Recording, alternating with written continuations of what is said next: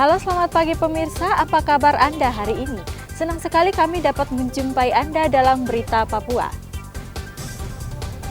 Saya Yuni Rumbaran bersama tim redaksi telah menyiapkan sejumlah berita menarik dan aktual untuk Anda. Berikut 3 berita utamakan.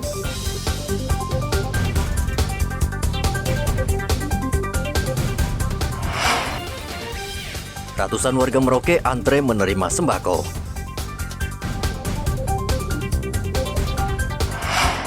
Ratusan minuman keras dan rokok ilegal dimusnahkan Bea Cukai Sorong.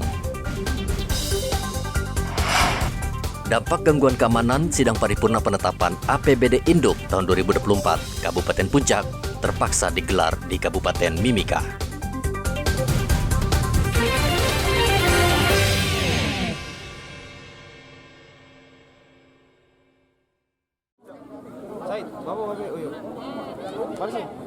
Ratusan warga Kelurahan Kelapa Lima Merauke antre menunggu pembagian sembako dari TNI dan Polri sebagai hadiah Natal dan Tahun Baru.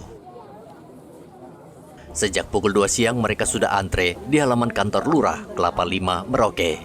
Sebelum pembagian sembako, TNI dan Polri meminta warga di daerah ini untuk menciptakan suasana damai dan aman menjelang pemilu. Ada 350 paket sembako yang dibagikan kepada warga. Dan mereka pulang dengan senang karena sembako ini sangat bermanfaat di tengah kenaikan harga barang kebutuhan pokok. Oh, sangat berterima kasih karena sudah bisa mengurangi beban. Ya, karena harga beras sekarang sudah mahal, harga sembako semua mahal. Jadi sudah ke Polri dan TNI sudah memberi bantuan biar sedikit, tapi ya sudah sangat mengurangi beban ekonomi. Tadi jam berapa datang? Jam 3. Jam 3 ya, Bapak ya. Iya, Bapak siapa namanya? Bapak Frans. Bagaimana perasaan Bapak dapat bantuan ini? Senang ya. Petronella. Ini dapat bantuan ini bagaimana perasaannya? 9 ya. Luar biasa. Ini pakai untuk apa? Ya. Untuk pakai Natal. Polres Merauke meminta masyarakat Merauke menjaga situasi aman dan tentram menjelang Natal dan Tahun Baru. Masyarakat diimbau tidak terprovokasi berita hoaks yang bisa memecah belah saat kampanye pemilu. Muhammad Ridwan melaporkan dari Merauke, Papua Selatan.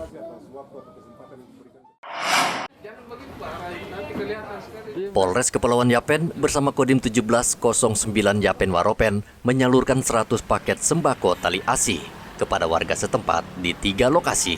Terima kasih kepada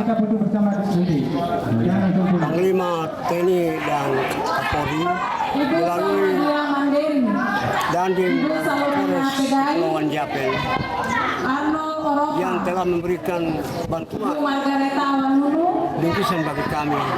Masyarakat Kepulauan Yapen telah menerima dengan sukacita karena menjelang hari Natal dan kami sebagai masyarakat bantuan ini sangat bermanfaat bagi kami. Kapolres Kepulauan Yapen AKBP Herzoni Saragih mengatakan pembagian sembako ini akan mendekatkan TNI Polri kepada masyarakat dalam menjaga situasi Kamtipmas, terlebih pada menyongsong pemilu 2024. Jadi bakti sosial ini berupa pembagian tali ASI kepada warga-warga yang membutuhkan. Jadi ini serentak dilaksanakan di beberapa tempat, di beberapa kabupaten di Provinsi Papua.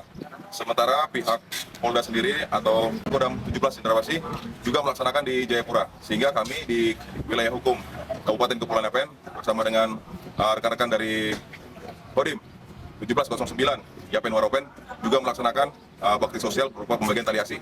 Adapun titik-titik pelaksanaan atau penerimaan manfaat tali ASI yaitu di 3 tempat. Yang pertama di Warari, yang kedua di Seri Laut, yang ketiga di Menawi. Adapun harapan kami dengan adanya tali ASI ini, semoga masyarakat bisa makin dekat lagi dengan aparat TNI Polri dan mereka semua bisa menjaga keamanan dan ketertiban dalam rangka menyambut pemilu damai di 2024. Kasdim Kodim 1709 Yapen Waropen, Mayor Infantri Jurilham berharap bantuan sembako ini bisa bermanfaat bagi warga yang akan merayakan Natal dan Tahun Baru sebentar lagi. Bisa diterima kepada Bapak dan Ibu sekalian, karena inilah kemampuan yang bisa disiapkan oleh Polres Yapen dan Kodim 1709. Mudah-mudahan tidak mengecilkan hati dan pikiran Bapak dan Ibu sekalian. Jadi inilah bentuk kepedulian kami, walaupun kami adalah para penegak hukum ataupun penjaga keamanan, kami masih tugas untuk memperhatikan ataupun meningkatkan kesejahteraan masyarakat di sekitar kami. Sembako ini tidak saja bermanfaat bagi warga Kepulauan Yapen, namun juga menunjukkan perhatian besar TNI dan Polri kepada masyarakat tidak mampu. Eman Beta melaporkan dari Kepulauan Yapen, Papua.